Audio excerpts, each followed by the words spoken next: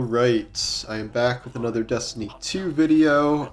Obviously, we are going to be talking about the beginning of Season of the Deep, which launched yesterday. I had a brief trailer reaction, and then I could just dive right into it, no pun intended, a couple hours later, and now I've been playing it for a good amount of time over the past day, so I can at least form some first impressions. And I gotta be honest, they're kind of mixed, if not great.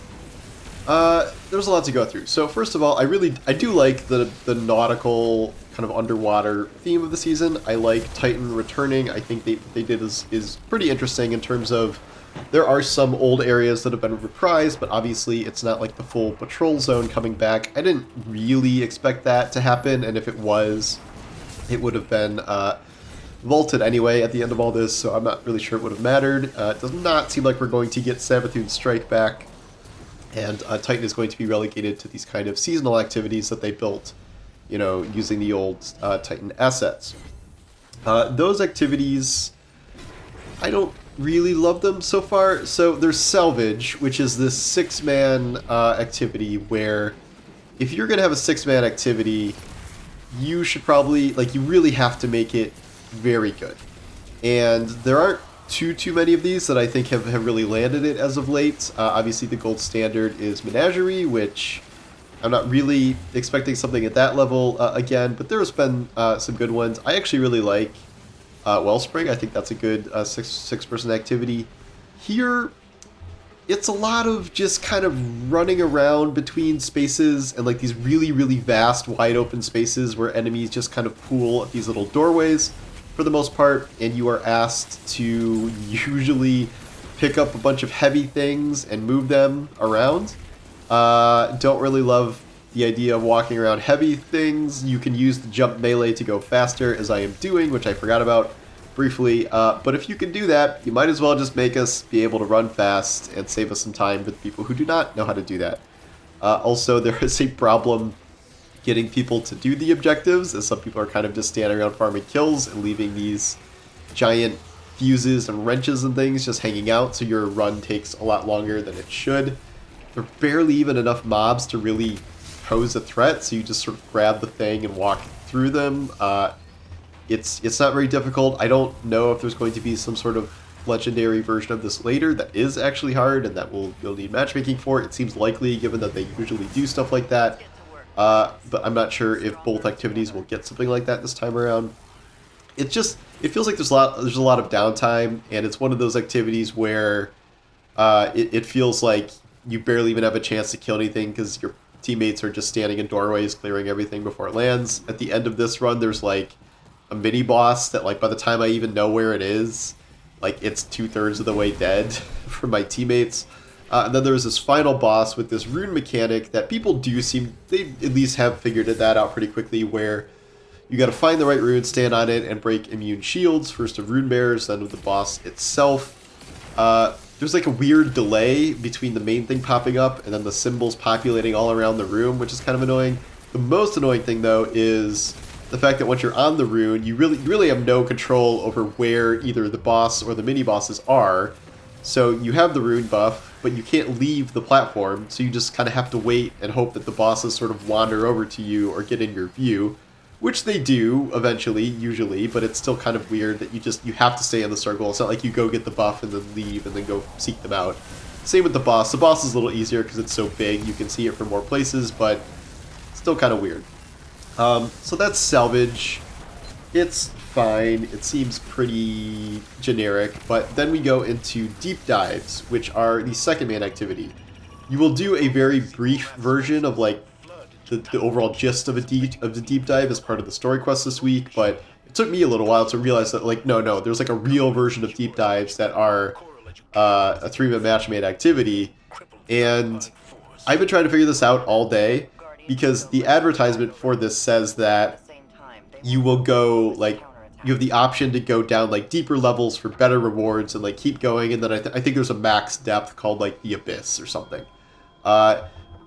This seems to be time gated. I think I cannot put together like any sort of coherent answer as to what exactly is supposed to be happening here, because right now you do a little activity room, usually again lugging heavy wrenches around or whatever to put it in a place. And then once you're done doing that, you might have a little mini boss, and then you go directly to the boss room. A little portal appears, you go in the portal, and then you go down one of the underwater sequences, and then you fight the boss. And this boss this week, I think it just rotates, is just a servitor. It's essentially like the Warden of Nothing servitor, where it can light up a room.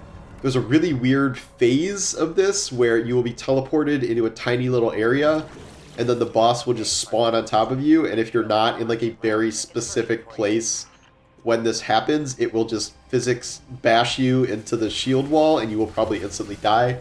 Well, when I was soloing this, I died doing that a number of times until I figured out you can't be like anywhere except this one little perch, or else you're gonna get physics death. And then the thing will keep routinely just disappearing and bringing its little mini servitors with it, and then it'll reappear again, and you better not be in the middle again or you're gonna get rocketed into a wall. But whatever. So I can't figure out if I'm supposed to be doing something different to go down deeper depths, and like why that would be time gated in the first place. Before you say this in the comments, I know there is this little like Tolan orb minigame where if everyone goes and finds the Tolan orb, it like activates some sort of thing that like makes the encounter harder. I did it once with a group and then we failed it somehow. I thought it just made enemies harder. I don't think there was like a mechanic to it, but like I don't really understand it other than I know it gives you a tier 3 chest instead of a tier 2 chest at the end, but that is not going deeper. Like that is not the mechanic of going deeper. So I have to believe that it's time gated, but it's very confusing, and I don't really understand why they laid it out this way. Other than that, we have the story mission this week. I am curious how the story campaign is going to go this time around, because it seems to mostly be around Sloane and her psychic friendship with a Leviathan worm in the ocean. It seems like over time maybe she is going to tell us something about the witness that we can use. It is kind of interesting lore that she was part of one of the initial species that the witness took, if not the first species, I think. So we don't really know. This is like a new type of creature, like a new alien race that we've never really encountered. It's not Hamkara, it's not Hive. So that's interesting, but I don't know if we're going to get like a real, personal story moment this time around. But then again, that doesn't always pan out, because the Amanda Holiday stuff was kind of a dud, and I didn't really like her death anyway, so whatever. Giant psychic worm thoughts, sure, why not? Obviously, the highlight of this season is fishing. There is now a fishing minigame that is really, really simplistic, like extremely simplistic, where you go to a pond, you put your thing in, your thing goes underwater, you hit E, you bring the fish up. And the complicated mechanic here is that you're trying to increase something called focused fishing, which goes up anytime in your little fishing group someone catches a legendary fish. That's kind of fun, and like once you get to the end, you're getting a good clip of legendary fishes. You can get an exotic fish, but the problem is the fishing pools are treated like public events. So when you're in the area and an actual public event comes up, it erases the fishing pond. And so not only do you have to just wait till the public event is over, which is like 5 minutes, or go run the public event, I guess, in order for fishing to come back, it will reset your focused fishing metric, and you have to start over from scratch.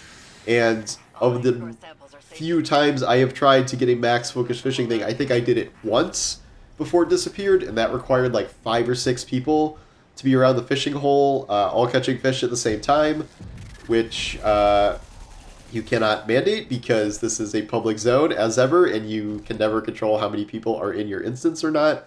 So the time where I had like 2 or 3 people, we barely even got halfway up the thing, and it does feel like kind of a waste of time when you're doing anything besides catching legendary fish. However, if you get legendary or exotic fish and you turn those into the aquarium, those give you actual rewards. I got a 68 24-25 recovery discipline pair of lutefaction boots.